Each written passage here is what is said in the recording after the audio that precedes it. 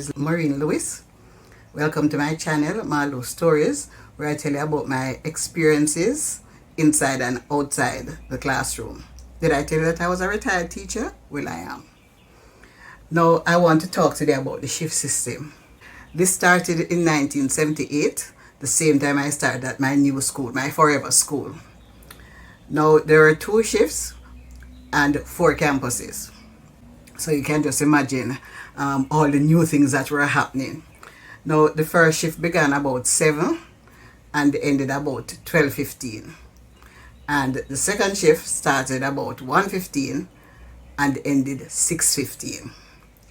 And at Christmas time, you know that is night. That first year, the boys on the first shift wore white epaulets and the boys on the second shift wore purple. Now, when the shift system started, we had a lot of flowers in the garden. But by the end of the first year, a lot of the flowers were missing. And would you believe it would be the flowers that had purple or had white? Because the boys hated wearing epaulets. They had never done it before. They didn't want to do it.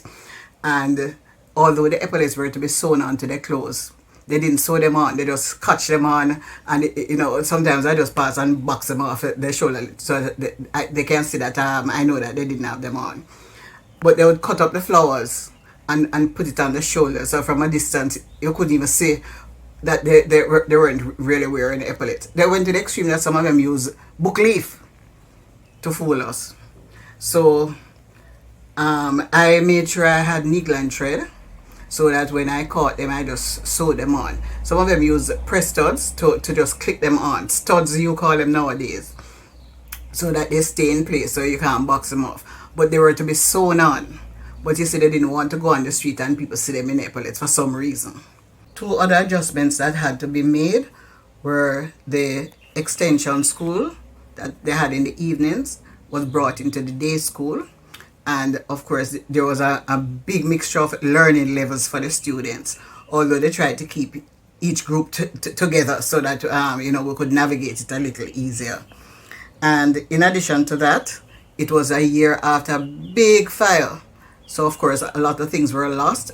And you might ask somebody for something and they say, "Oh, it was in the fire," so there were lots of adjustments, not to mention the whole school population was so big. There were 2,400 boys in all. We have 2 campuses, 4 shifts. When somebody asks if you know somebody at the school and you say no, they look at you funny. But what they didn't understand is that you could have somebody on the other shift or on the other campus that you didn't know. And that happened with the students as well. My experience with the second shift though, it meant that we went home at night. 6:15 is night. The boys were very restless. And I remember one day I said to the boy, why can't you behave yourself? And the boy looked at me and said, "Miss, Jano, me can't learn when the moon is shining on my face." And there were other incidents, like I was teaching in this downstairs classroom. And every time I turned to write on the board and I turn on again, the class looked smaller. And so I said, okay then. So I turned to the board, put up my hand to write, then turn around. And there was a boy on his hands and knees crawling out of the classroom to run away. So I caught him.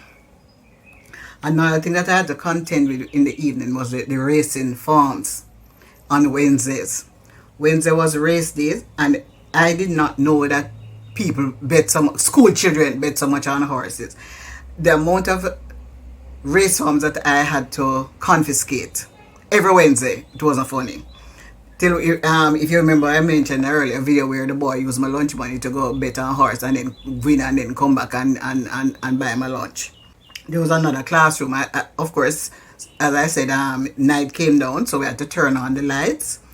And this one didn't happen to me, but it happened to the teacher who was teaching next door to me. Every evening we're there when that class is on. We're there teaching, and then I hear boom, boom, boom, boom, boom, because the staircase was right beside my classroom. The boys from her class was running down the stairs, and I was wondering what happened. Then I realized their light switch was nearby, was exposed so that the boys could get at it. So what would happen is that a boy would turn off the light and everybody would run away and left the teacher in the dark. those are the sort of things that we had to contend with. But as time went by, of course, like everything else, we adjusted little by little. We were able to get the boys to keep the epaulets on their shoulders. We were able to find new equipment that was lost in the fire. We replaced them little by little. And of course, the crowding continued for a while. There was a quarrels and fight over furniture because, the morning shift used the same furniture as the evening shift, and boys didn't want them. The boys had different places in the classroom, so when they came, they found the desk moved to somewhere else, and of course they were not pleased with that sort of thing. So, but we managed, and we got through that first year. And of course, the next year now, we were on the morning shift, and the white epaulet boys were on the second shift.